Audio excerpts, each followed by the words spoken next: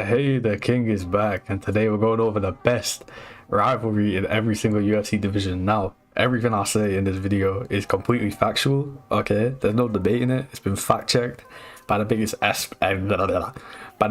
experts that you can find on the planet, okay? I can't name any for confidential reasons, but just trust me on that. Everything that I say is factually correct. And at the end of the video, when we've gone over every single best rivalry from every single division, they will all be ranked, and then we'll get number one, which will be the best rivalry in the UFC. Obviously, reasons will be given. I'm not just gonna fucking put them wherever, okay? And yo, let's get straight into it. First of all, Flyweight, we got Brandon Moreno versus Davison Figueiredo. First reason, every single fight was good, okay, especially 1 and 3. 1 might have been fight of the year in 2020, I think it was. And then 3 also, great fight, really could have gone either way.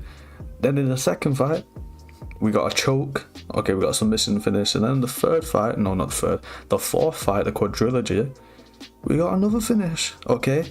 Every single fight was entertaining, even the fourth one, which was by far the worst out of the bunch. It was definitely the worst fight of the bunch. But it still got a finish. You know, none of the fights were boring. And then the second reason, it was the first and only quadrilogy that the UFC's ever had, which is obviously historic. The third reason, it brought excitement to a dead division. Okay, let's be honest, before this, it was pretty dead. It looked like Figgy was just going to stack title defenses. He just got off, I think, the most dominant performance I saw in UFC history ever against Joseph Benavidez, the second fight. Brutalized him, okay? 10-7'd him, okay? I don't think it went to the second round, but first round was a 10-7, right? Or it would have been if he didn't get choked out. And he also had, I think it was 3 weeks after the Joseph Benavidez fight, he choked out Alex Perez in a minute and a half. And then out of nowhere comes Brandon Moreno, yeah? Fight of the year 2020.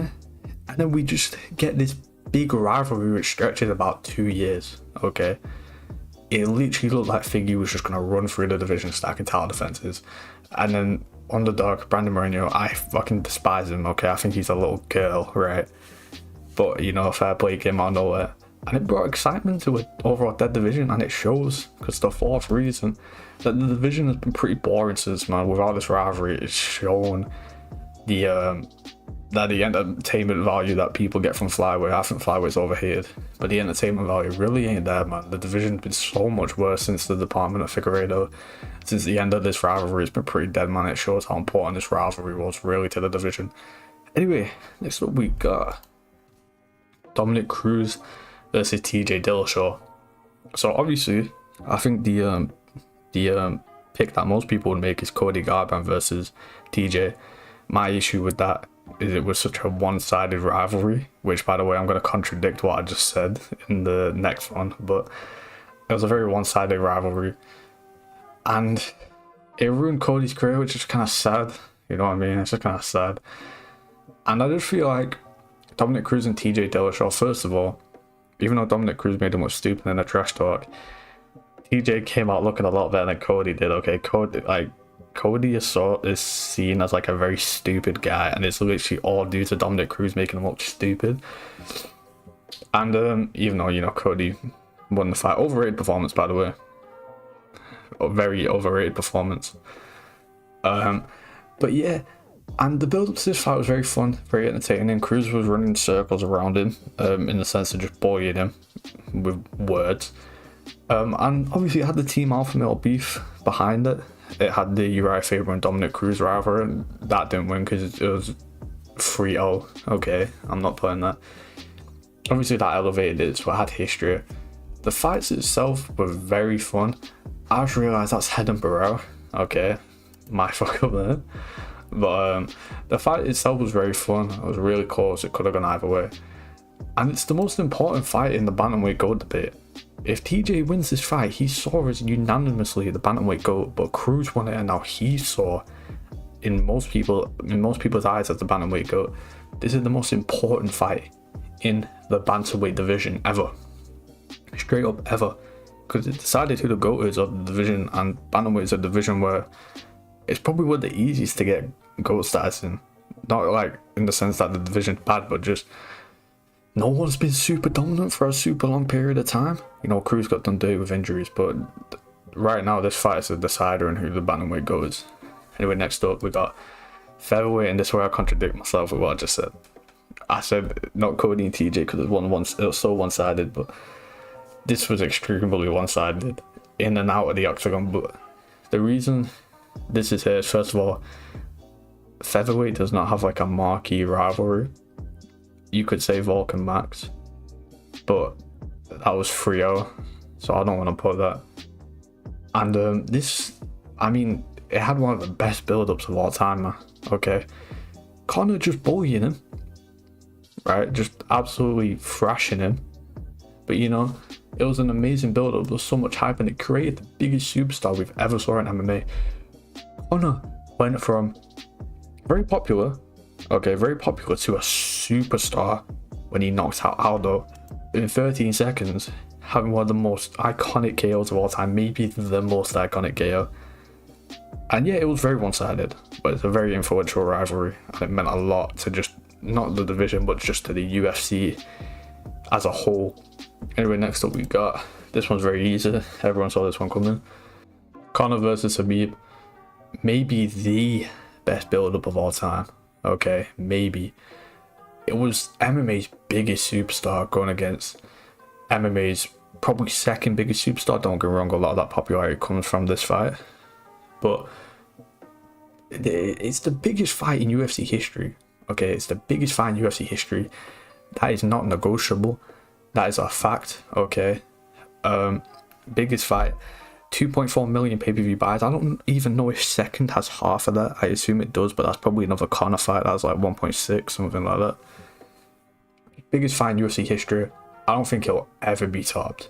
Okay, I'm not gonna say aura, but the vibe around the time of this fight was crazy, man. Yo, I was not watching the UFC like that. Okay, obviously I heard about it. I was very young, okay, when this happened, and even I knew about it. Okay, massive fight, biggest fight ever, and it's 6 years later and these guys still hate each other. Okay, there was genuine hatred there. Anyway, next up we got, I forgot shit, I forgot I had like multiple like PowerPoints with pictures. Anyway, welterweight we got Usman and Corbin. Now this one was very hard because I don't think there was exactly like any rivalry that exactly stood out. You know, I was thinking Leon and Usman at first. But nah, I'm good because Leon fucking can't talk to save it. Leon's best line ever, right, is, "You don't like Terry Crews, bro? You don't like Terry Crews?" And then the only other two things he has in his vocabulary is 100% bro, 100% bro, and headshot dead. Okay? You cannot promote a fight like that. Okay? So I ain't giving that to Leon. And then I was also thinking Kobe and Masvidal, but the fight sucked so much, and like the build-up's kind of like overrated because like the best moment of the press conference was, "You got an Obama phone? Don't say I got a fucking Obama phone. Don't say I got a fucking Obama phone." You know, getting fucking mad about an Obama phone. Yeah, I had to research what that was. But with this rivalry, it did have a relatively good build-up. You know, with Kobe's good bad trash talk. You know what I mean? It didn't get too personal, but there was beef there, very entertaining. Both fights were great and extremely competitive. The first one was really competitive until the finish. The second one really could have gone either way. I think the general consensus is that it was a draw. And this rivalry also ended on good terms, which not every rivalry needs to carry on after the fight. You know what I mean? So I think that's a good thing.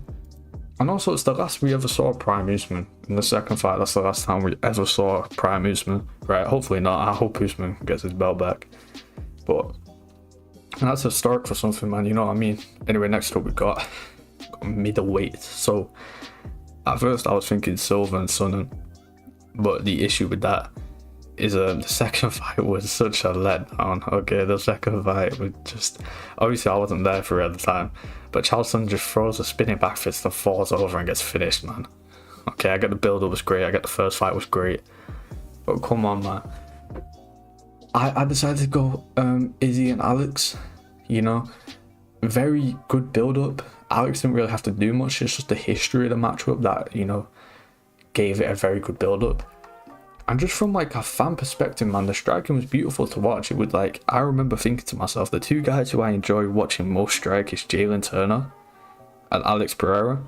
They just both look very beautiful, like when they're striking, you know what I mean? And it was just so nice to watch. Like I remember in the second fight, I was thinking throughout the entire first round, like, bro, this is so good. Like, you can't get higher level striking than this. The rivalry also brought 2 KOs, 1 great KO. Okay, and the rivalry also introduced potentially the biggest star in MMA at the moment, and Alex Pereira got him shut up there quick, and he saved the UFC in the past year, man. He's been the best thing about the UFC. Okay, anyway, next up we got light heavyweight. This one's very easy. Got Daniel Cormier and John Jones. I've let it go. Which one is number 1? It is the best rivalry in MMA history.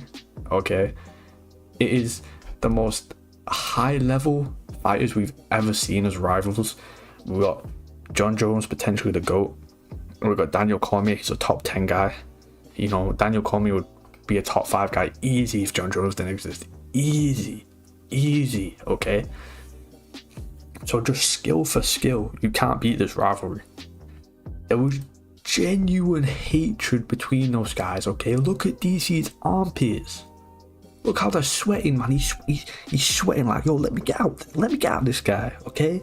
You know what I'm saying? Genuine hatred between these guys, and it still exists somewhat today, okay? Even that last fight was in 2017, which is 7 years ago, and it still exists today. It's still not died down, you know. John's tried making amends, but it's not happened, and there's not a rivalry better than this. The best fighters we've ever saw have a really deep rivalry, and the most hatred I think we've saw between 2 guys ever. Okay, only rivaled by Conor and Khabib. Anyway, next up, heavyweight, we got DC and Stipe. So heavyweight doesn't really have a marquee rivalry unless you want to go all the way back to Brock versus May, which I just didn't want to give it to, I'll be honest. This one, extremely high level fighters, like I've said. DC, a top 10 guy all time. Stipe, the best heavyweight of all time. Extremely high level. And it's the last we saw of both these guys in their prime. You know, all the fights were good. You know, DC KO'd him pretty early on in the first fight. Stipe KO'd DC late in the second fight, and the first fight went to decision, but it was a really good fight. DC got fucked up pretty bad at one point. He was on his ass. And it was a rivalry built on deep respect. Like, not all rivalries have to be like a deep hatred, you know what I'm saying? But anyway, let's rank him. I forgot again, I got fucking bitches. Fuck's sake, man. Anyway, this is it rank. Number 8, Cruising TJ. Number 7, Usman Colbert. Number 6, Cormier Stipe. Number 5, McGregor Aldo. Number 4, Brandon versus Figgy. 3, Izzy and Alex. 2, McGregor and Khabib. 1, Jones versus DC. I think it's pretty easy. It's the best rivalry in UFC history, okay? And that's it, man. I'm done. I'm out. See you.